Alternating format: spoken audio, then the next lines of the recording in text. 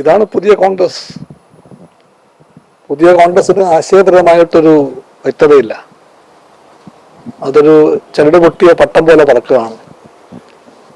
കാറ്റ് എങ്ങോട്ടാണോ അങ്ങോട്ടോ പട്ടം പറക്കും. പക്ഷേ ഒരു ജനാധിപത്യ ബോധമുള്ള പാർട്ടി മാത്രമല്ല, സെക്യുലർ ബോധമുള്ള പാർട്ടിക്ക്, ഇന്ത്യയെ ഉൾക്കൊള്ളുന്ന പാർട്ടിക്ക് ഒരിക്കലും വന്ദേ മാതരം ഇന്ത്യയുടെ ദേശീയ ഗാനമാണെന്ന് പറയാൻ പറ്റില്ല. ജനഗണമനയെ പിന്തള്ളുവാനും ആ സ്ഥാനത്തേക്ക് RSSന്റെ പ്രിയപ്പെട്ട വന്ദേ മാതരത്തെ കൊണ്ടുവരാനും BJP ഗവൺമെന്റ് ശ്രമിക്കുമ്പോൾ ഒരു സ്റ്റാൻഡ് എടുത്തേ തീരൂ.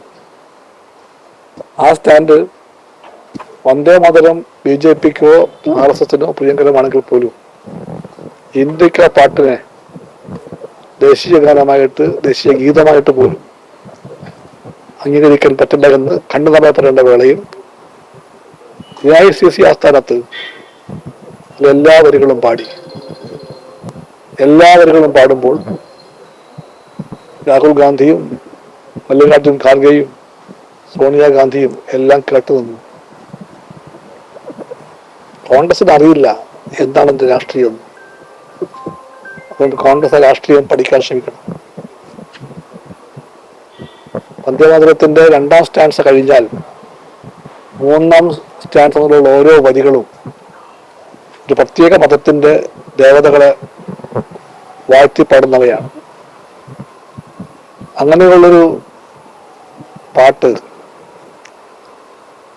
ഒരു മതനിരപേക്ഷ രാഷ്ട്രത്തിന്റെ ദേശീയ ഗാനമോ ദേശീയ ഗീതമോ ആക്കി മാറ്റാൻ ആര് ശ്രമിച്ചാലും ഇന്ത്യയിലെ കോടാനുകോടി പൗരന്മാരെ അത് ആശങ്കയിലാഴ്ത്തും. സ്വന്തം നാട്ടിൽ തങ്ങൾ സുരക്ഷിതരാണോ? തങ്ങളുടെ ആശയങ്ങൾക്ക് ഇവിടെ സംരക്ഷണമുണ്ടോ? ഇതൊക്കെ അവർ ചോദിക്കും. ഇതേപ്പറ്റിയൊക്കെ ചിന്തിക്കേണ്ട കടമയുണ്ട് കോൺഗ്രസിന്. ആ പാർട്ടി ഗാന്ധി നെഹ്റു പാരമ്പര്യമുള്ള പാർട്ടിയാണ് എന്ന് അവകാശപ്പെടുന്നുണ്ട്. ആ അവകാശവാദം ശരിയാണെങ്കിൽ സംഭവിച്ച കാര്യം വലിയ തെറ്റാണ്. ആ തെറ്റിന് കോൺഗ്രസ് നിരുപാധികമായിട്ട് മാപ്പ് പറയണം. മാത്രമല്ല പ്രശ്നം, സോണിയാഗാന്ധിയും ഖർഗെയും തടഞ്ഞിട്ട് പോലും അത് പൂർണ്ണമായിട്ട് പാടിയെന്നുള്ളതാണ്. സോണിയാഗാന്ധിയും ഖാർഗെയും രാഹുലും എല്ലാം തമ്മിൽ വിടവുണ്ടോ എന്ന് എനിക്കറിയില്ല ഈ വിഷയത്തിൽ. എന്തായാലും നമ്മളെല്ലാം കണ്ട കാഴ്ചയതാണ്. അവിടെ അത് മുഴുവൻ പാടി. സോണിയാഗാന്ധി കൈയെടുത്തെന്തോ പറയാൻ ശ്രമിക്കുന്ന കാഴ്ച നമ്മൾ കണ്ടു.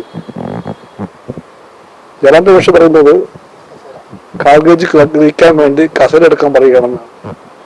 ഇതെല്ലാം Congress പാർട്ടിക്കകത്തുള്ള ആശയക്കുഴപ്പത്തിന്റെ പ്രഖ്യാപനങ്ങളാണ്. That party is absolutely confused.